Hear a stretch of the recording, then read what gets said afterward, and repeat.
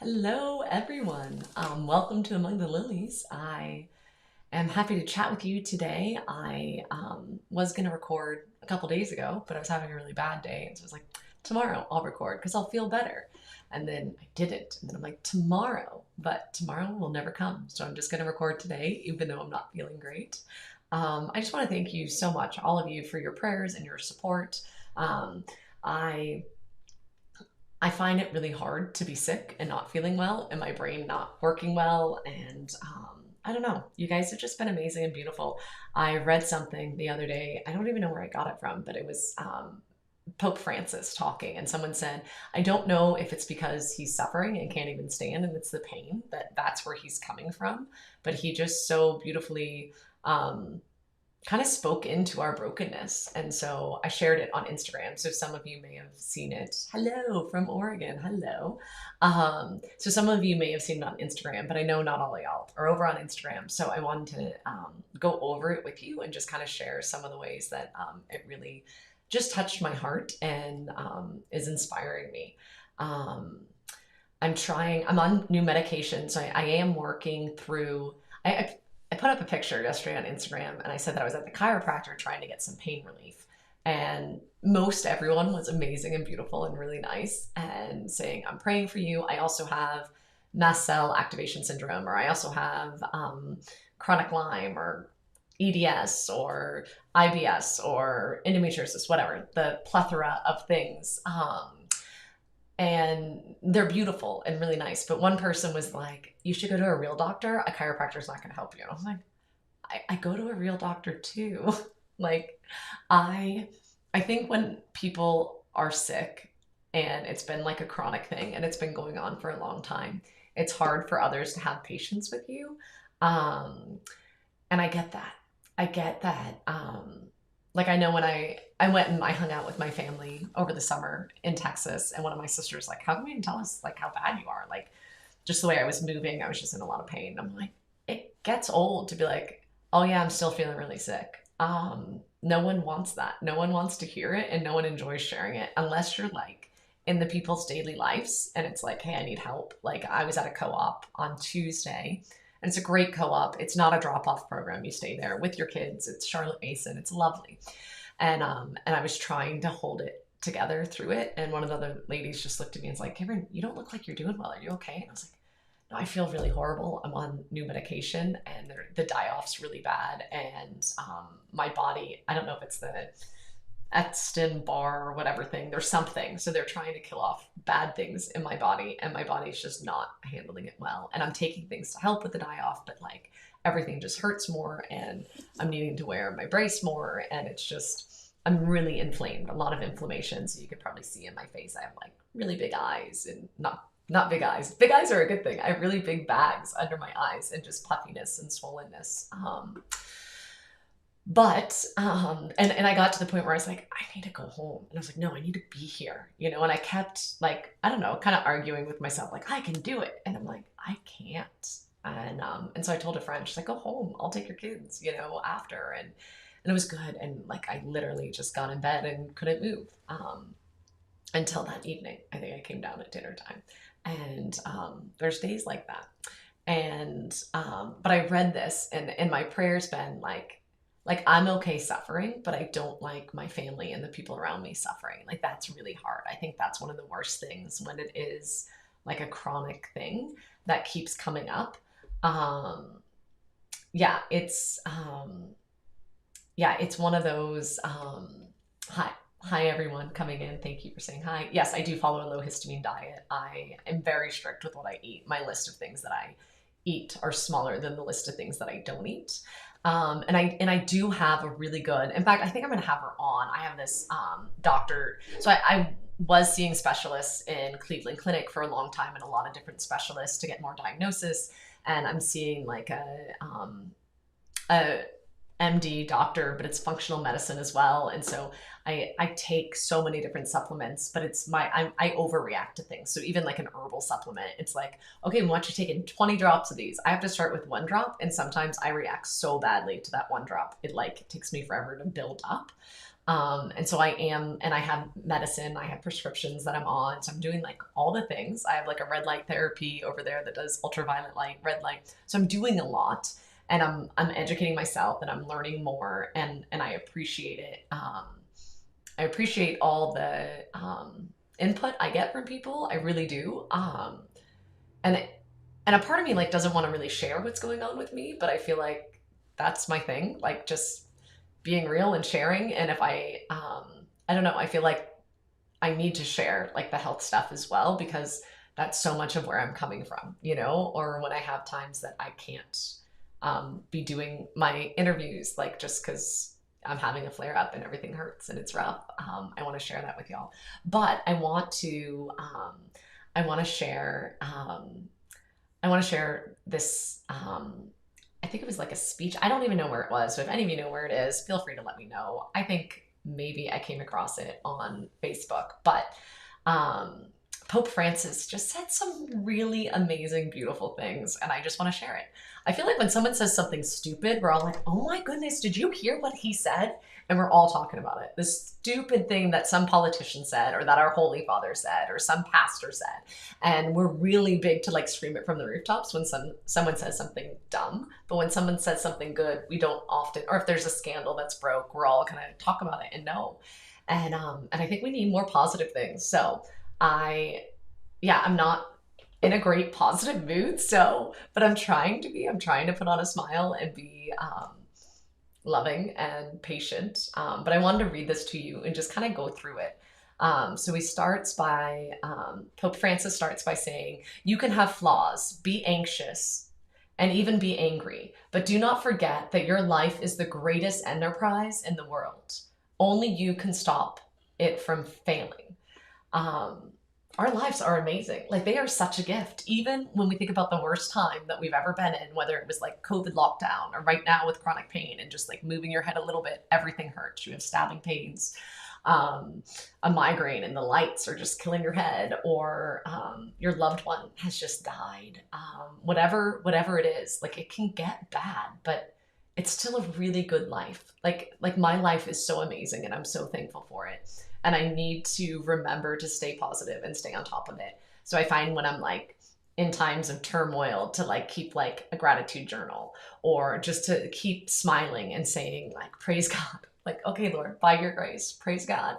And turning to him and being like, all right, Lord, I can't do it. You've got to do it, and just turning to him and asking for the grace, because the Lord didn't say that he would give you the strength to do all things. He said he'll give you the strength through him, through Christ. I can do all things. So I don't need to be able to do it all on my own, but with him, we will be able to do it all, right? So you need Christ.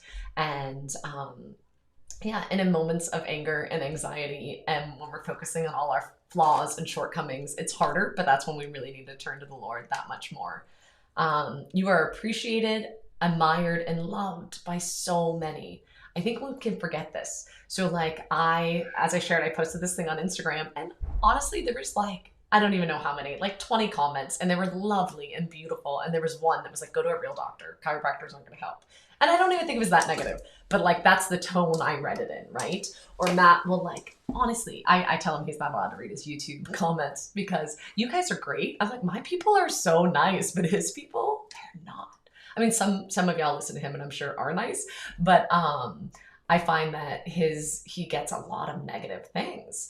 And I've heard someone say, if you I think it was a professor who said, if you don't have anyone criticizing you, or or giving you a hard time or upset with you, then you don't stand for anything. Like you need to have a backbone, and you need to have things that you stand for. And then some people will love you and affirm you for it, and others will hate you for it. Christ said they hated me first. You're in good company. So yeah, just remember that. But Matt will read like 200 comments, and most of them are amazing, but one's really negative. That's the only one he hears. Like that goes straight to his heart. And I don't think it's him. I think it's all of us. Like I think the negative thing just happens to stand out more. But remembering that we are appreciated, admired, and loved by so many. So I know like my kids love me so much, and they're so great. And I tried to record this a minute ago, and I wasn't gonna do it live, and I'm just doing it live because if I mess up or if they make loud music, then that's fine. One of them's playing the piano, others playing music, and it was just crazy and loud. I'm like, oh my goodness. I felt like Laura Horn. I don't know if you've watched her. Laura Horn's a good friend of mine. She has a new YouTube channel, and she she just started it, and she's in her laundry room, and I think the washing machine's running, and she's just like, "Get out of my office! All of you, get out of my office!" And she just starts losing it and yelling at her kids.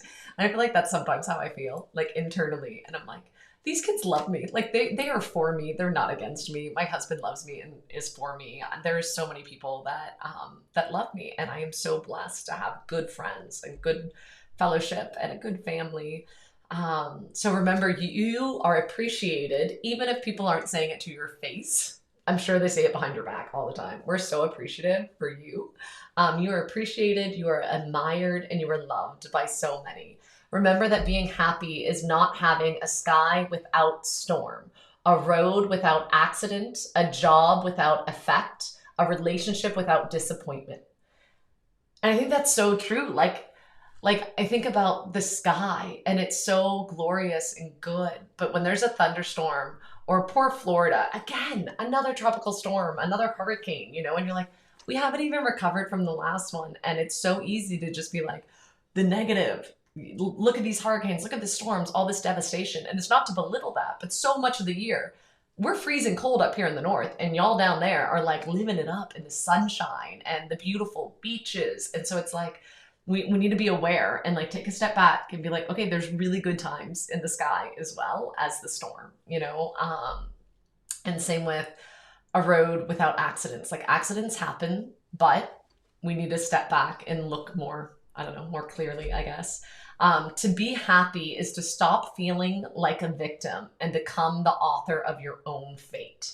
Okay, I feel like we need this so much right now. We live in a victim mentality world, okay? Everybody is a victim. Well, it's my fault because they did this, or right now after, I know a lot of y'all are all over the world, but at least here in the States, we just had our midterm elections. And it's like, well, if the Democrats had not done X, Y, and Z, or the Republicans were better because of this, that, and the other, like it's, I'm a victim. Like I could have done this except for that person said this about me, and look at that person and they're judging me. It's because they hate women. It's like, well, no, maybe you did something that wasn't okay, and that's why they're talking to you like that. It's not necessarily because you're a woman, or it's not necessarily because of the color of your skin. But we live in a world that we're teaching people. We are raising victims, and we're teaching people. Someone told me they were at a restaurant, a really nice restaurant, and someone lost it and was yelling at their significant other and basically saying, well, you'll buy me that really expensive bottle of wine when I'm done with this surgery, because then I'll have this part of my body and then you won't dislike me. And it's like a really nice restaurant. And I'm like, oh my goodness, is this really going on? Like it was someone that had some mental stuff going on, and they just kind of lost it on their partner in the middle of a restaurant. And it's like, they're allowed to do that because they're the victim. And we live in a society where it's okay if you're the victim, and we all have to bow down and apologize.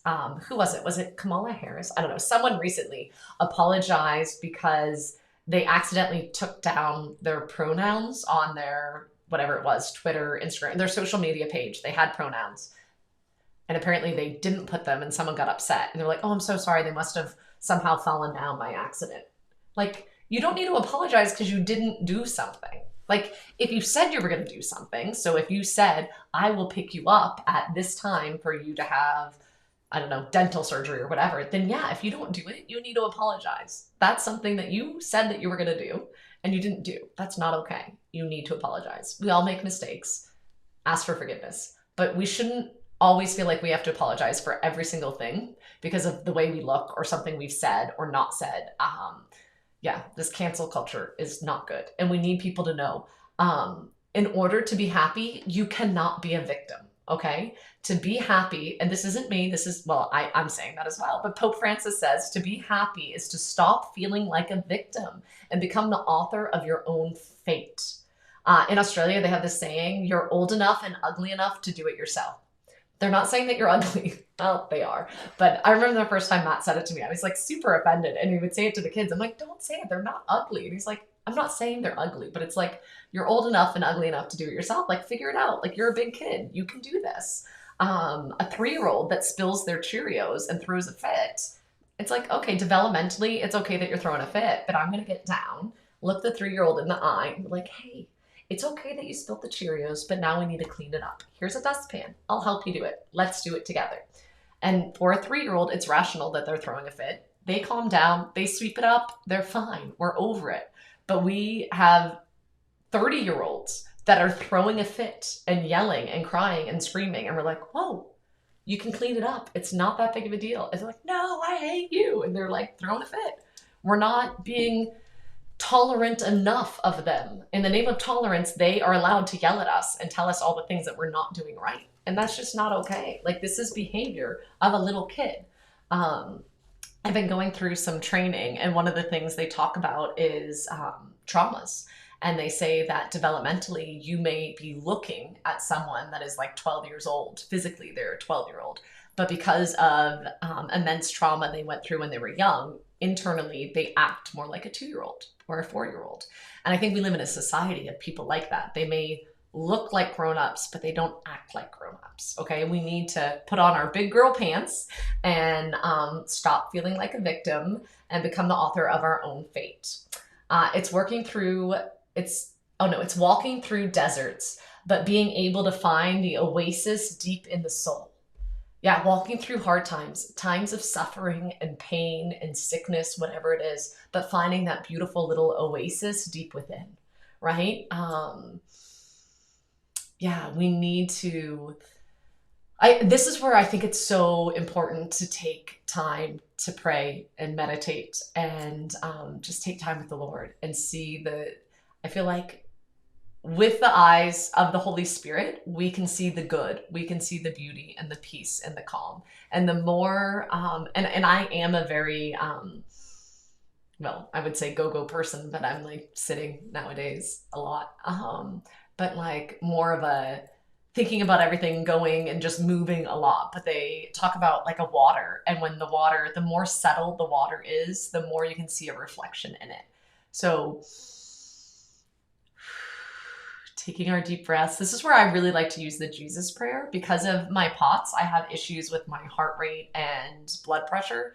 And so before I get out of the bed in the morning, and then anytime that I'll just all of a sudden feel very lightheaded, like I'm going to faint or pass out. And so I do the Jesus prayer. I breathe in through my nose, take a long, deep breath, and then breathe out of my mouth. Jesus Christ, Son of God, have mercy on me, a sinner. And I do it over and over again. And I almost immediately feel like my blood pressure is like better and my heart is better. And it's like settling and calming and good. And I think it's important that we do that to find the deep oasis in our soul. To be happy, we need to thank God every morning for the miracle of life. Just the fact that we woke up, even if we were in pain, even if we were up all night with a screaming baby, like just the fact that we maybe shut our eyes for 10 minutes, we need to smile and be appreciative and say, thank you, Lord, for the gift of life. Like, life is huge. Another day that we get to live. That will help us be happier. It's kissing your children. It's cuddling your parents. It's having poetic moments with your friends, even when they hurt us. So even if someone's done something mean to you, it's forgiving them and loving them and hugging them and snuggling with them. I love this. I think that in my bad moments of parenting, I'll like lose it at one of my kids, and it's not okay. And when I'm in pain, I am more likely to do that. I think it's because I'm like naturally like at this level, and so my boiling over point, I'm past my boiling over point, so I'll just like lash out, and it's not okay. And I always, by God's grace, apologize and ask for forgiveness. And I'm trying to bring this level further down so I can have more patience, because I need it. I need a lot more patience. But it's apologizing. And I find young kids are really, actually all my kids are very quick to forgive. And I'm so appreciative. And they'll come and snuggle with me. I'll be like upset with them 1 minute. The next minute they want to snuggle and read a book. And it's just such a gift. And like looking at that and letting them cuddle with us. It doesn't matter if they're 2 years old or 12 years old. Let your child cuddle with you and embrace them and love that. enjoy beautiful poetic moments with your friends. I think so often we have an amazing moment or like a beautiful scene and we're like, oh, I should take a picture and put it on Instagram. It's okay to do that every now and again, but don't do it every time.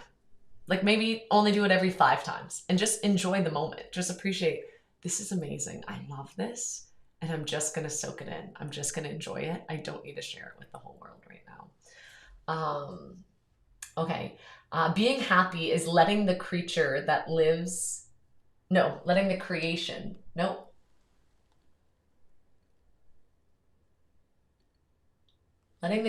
being happy is letting the creature?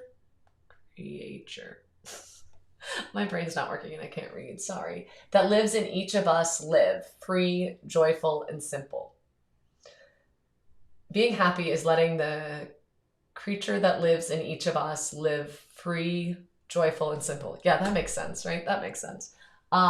Sorry, my brain is just mush. But yeah, I think in times that I try to keep my life simple, it's easier to take part in joyful things. It's easier to just embrace the joy. I don't know if you're like this, but like if I go like we really like Airbnb when we travel. And like if I'm in a hotel room, it's like, I don't know, it's fine. We can stay in a hotel room, but it's like very bland. So it's not just about being simple, but there's something being simple and joyful. We rented this Airbnb and it was just like a tiny cottage. And there was a wood burning stove, a bookshelf, and a couple of games. And it was just lovely.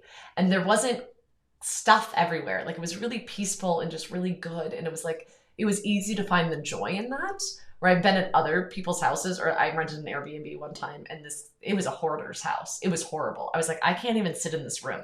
There was so much stuff everywhere. Like it just stressed my body out being in it.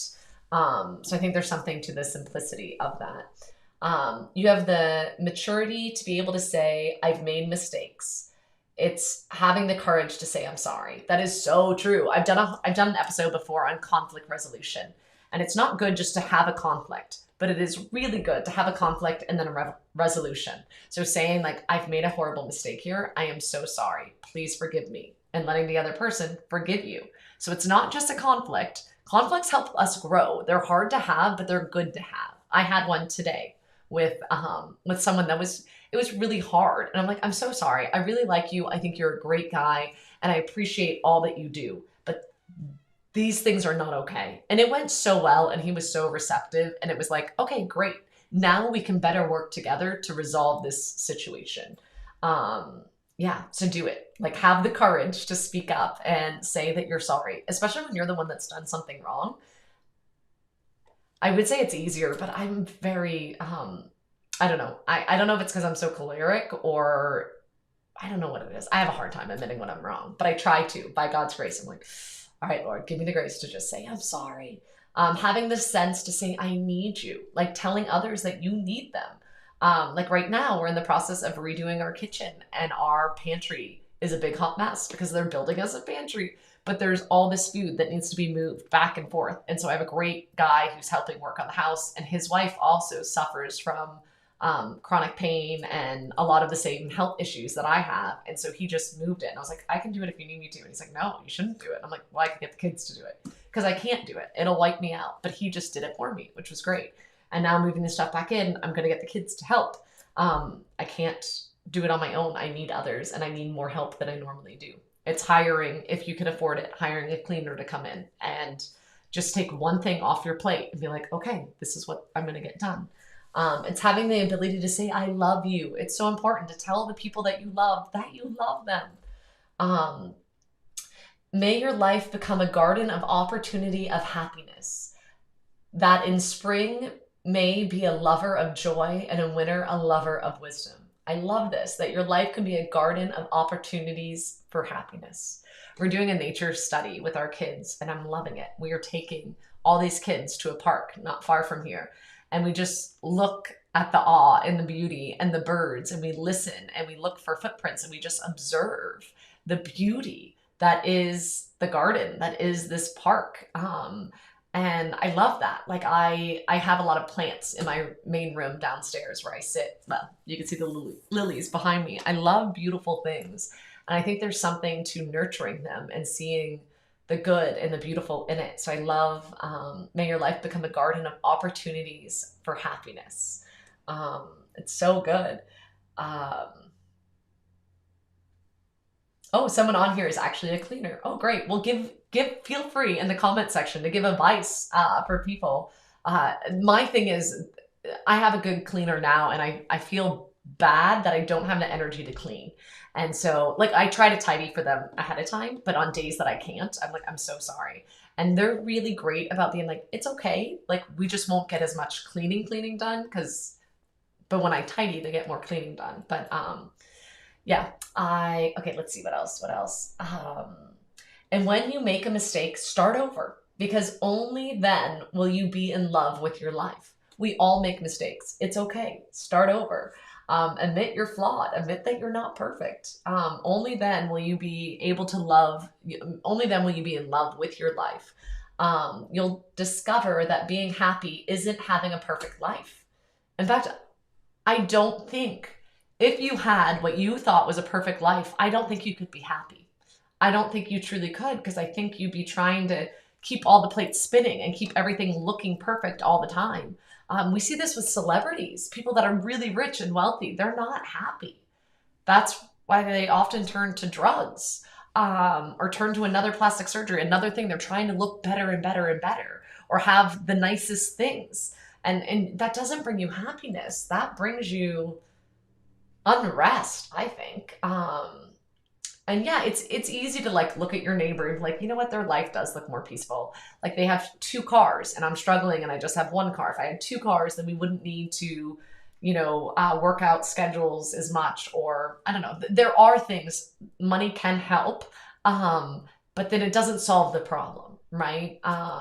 There's other problems that will come with it. So yeah, being happy is not having a perfect life. I don't think you can actually be happy with a perfect life, because a perfect life doesn't really exist. I think it's an ideal. It's something that you're trying to live up to and you just can't. But use tears to irrigate tolerance. Use your defeats to train your patience. It's so true. These are moments where we can grow in virtue, right? Where something goes wrong or we say something that we shouldn't say and we have to ask for forgiveness. It is humbling. That's one of the things I like about confession. I need to go.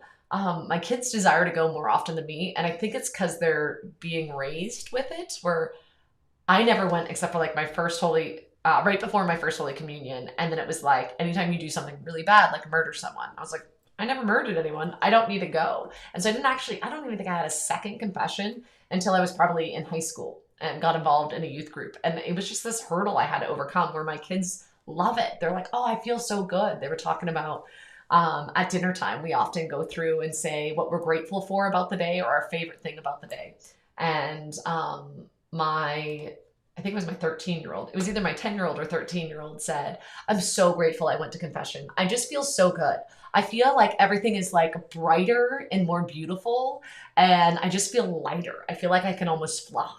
It's like, that is awesome. I'm like, that's how we should feel after confession. And it was beautiful.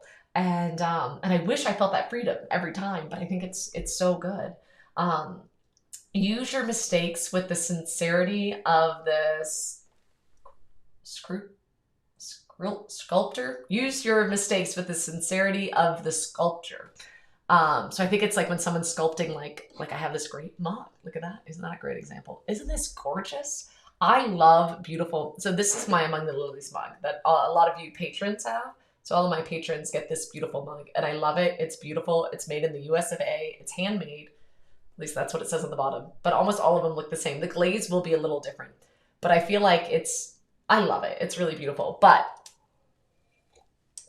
I love this one even more. And I think it's because there's imperfections. Like this potter is amazing. I don't even know who he is, but I know he's a guy because I met the brother of the potter who gave me this cup, and I just held it and I'm like, this is the most amazing, beautiful cup. I love blue. And so you can tell I really like blue.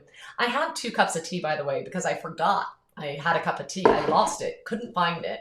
And that's part of the stuff with I feel like my brain just doesn't work and it's hard to think of things. I'm like, where did I put it? I have no idea. So I pour myself another one. But I think that the one that's imperfect, I think is even more beautiful because it's so unique. Um, and I think that when we make mistakes, we need to see that, I don't know, the Lord uses that to sculpt us and make us even more beautiful. What is it? The refine as fire. Something about clay in the potter's hands. When we break or when there's something, the potter will use that and make it. Sorry, I'm trying to see if someone's yelling or crying because if I end abruptly. I think they're playing. I think it's okay. Okay, let's see. Oh, use pain to tune into use pain to tune into pleasure. I love this.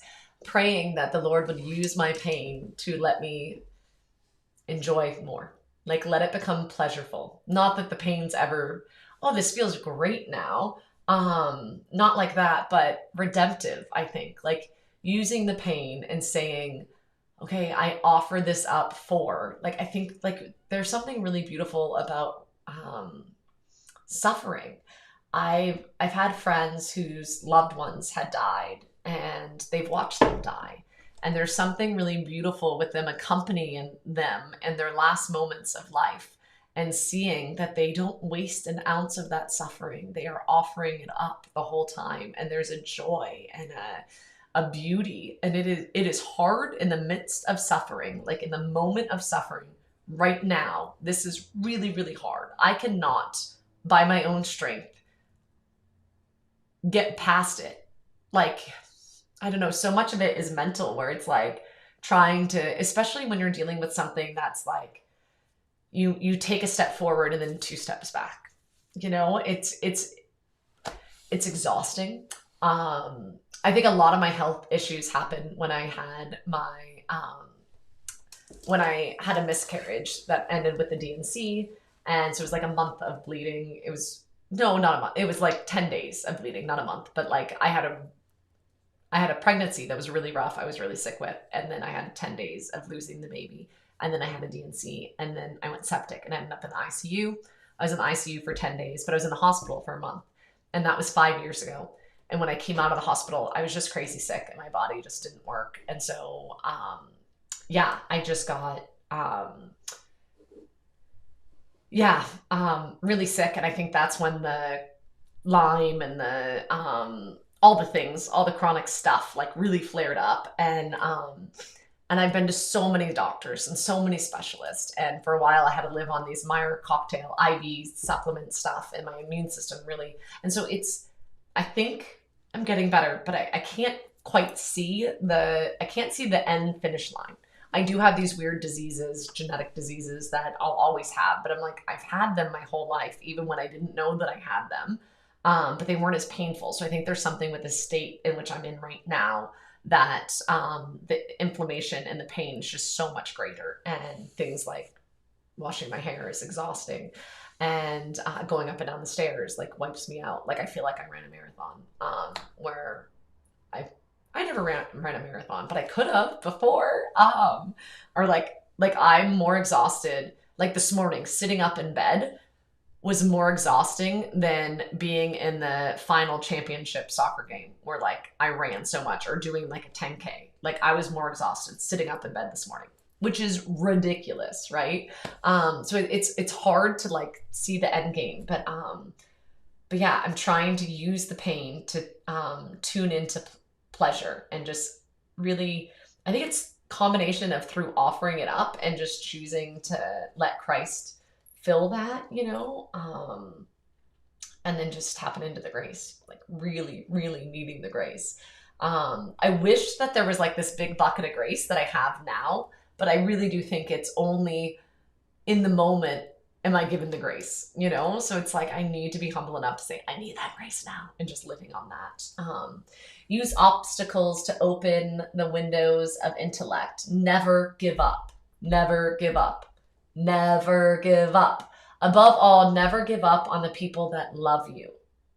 Never give up on being happy, because life is an incredible spectacle. Okay, That's so good. It's such good advice. Way to go, Pope Francis. Life is good. Like, we should never give up. There are moments that I want to give up, that it's hard and it's a lot. Not like give up on life. I'm not suicidal. I mean, maybe you are. Maybe you're listening to this and you are suicidal. Don't give up. Persevere. Ask for help. Get help. Um, but I think sometimes when we're doing something that's hard or where we're suffering, it's just like, I just want to give up. Like, I don't think euthanasia is okay at all, but I get where people are like, I'm done. I'm done. I don't want to go through it anymore. And they've given up. And it's sad, but I get where they're coming from. But we need to support each other so we don't give up. We need to take courage and persevere. And we need to not give up on people that we love. Just because someone said something that hurt you or maybe did something to hurt you, we can't cut them out of our lives. We need to love them. We need to choose to forgive them. And we need to not give up on them and keep fighting for them. This doesn't mean you need to let people walk all over you. Like, this doesn't mean if you have a family member who is addicted to drugs, you need to keep giving them money. That's not it. No, but you need to not give up on them and love them. Okay, let's see. Yeah, that's it. So anyhow, that's some wonderful things that Pope Francis said that really, I don't know, really touched my heart, that I just wanted to share with you. And I think it's really good advice. So I'm just going to tell you, wherever you are, I know a lot of y'all suffer from sickness as well. Thank you for trusting me with your stories. And yeah, I'm glad to know that I am not alone and you are not alone. I think that when you're in it, like, it feels like you're alone. You feel like you're the only one. Oh, actually, I have a shirt on. I'll put a little plug in for Reformed. Reformed wellness is really great. And so this talks about holiness, get it? Being whole, not just holiness, but oh wait, which end? I don't know. But it's this great online community, and you go through this Reformed class with other people, and it talks about Christ-centered living. In fact, I'll probably have Jackie on and let her share more of what it's about. But it's nice to know that you're not alone. Other people are going through it. And we all are in need for, we all need to be reformed, whether we're suffering from physical things or mental things or whatever it is. It could be, yeah, any of the things. But we need to put Christ in the center of our life and focus on other things and really find healing and wholeness. And I think just letting others know you're not alone. I know I'm not alone. I have a great, wonderful, beautiful support community. I know not everyone has that. But we will be your community. So if you are suffering and you need prayers, write it down below. We will pray for you. We will carry you. My Among the Lilies, my patrons, I have a Marco Polo group with a handful of women that are so amazing and beautiful. There's also a Facebook group, and people just support each other and love each other, and people have become real life friends through this. And I just, I love it. It is such a gift. And oh yay, someone else has EDS. I mean, not yay. I'm sorry that you also have EDS. Oh, Sarah just suffered a miscarriage back in July and felt so totally lost. Sarah, I'm so sorry. Yeah, it is rough. I've had a couple of miscarriages, and it's so hard. I'm so sorry for your loss. I will pray for you. And I will ask your little baby in heaven to pray for you as well and intercede for you. I ask my little ones in heaven to pray and intercede for me and my kiddos. This person has EDS too. Without it, I don't know if I would have been able to reflect on the meaning and suffering and become Christian as early in life as I did. Give thanks. Praise God. Yeah, that's huge. Sometimes we need that suffering to become a better person. And I think that's part of like embracing the cross. Like, we all have different crosses. I think some people, their marriage is their cross. Having a spouse that maybe struggles with an addiction or is just absent, or other people being single is the cross. The fact that they don't have a spouse or children, like, that is their cross. Some people it's physical sickness, other people it's mental sickness, and it's really, really hard. And yeah, we all have different crosses, but we all have a cross to carry. And don't give up. be happy, seek after happiness, not happiness in the world sense, getting all the things, but in the true sense of happiness. And it comes from uh, peace within, which comes from the Lord. So I'm just going to lead us in a closing prayer, if y'all don't mind joining me. Heavenly Father, I thank you so much for loving us. I thank you so much for our Heavenly Father that you use to bless these words that have spoken to my heart and probably those listening. Give us your joy, give us your peace, give us your happiness, especially those that are suffering, that are united to your sacred heart, Jesus. Give us the grace and the fiat. Give us the ability to say yes to you over and over. Let us see the good. Let us see what you're doing to redeem us and to make us whole. And we just give you permission. We desire your will more than anything else. For those that feel lost and alone, Jesus, let them know you are with them. You are right there with them. You are suffering. You know what it's like to be alone. In the Garden of Gethsemane, you were so alone and you were so stressed out. You literally sweat blood. You were so stressed and alone. So you know how we're feeling. I pray, Lord, that you be with each of us in this moment and draw us close to you. We ask all this in your name, Jesus. Amen. All right. God bless. Bye, ladies. Talk to you later.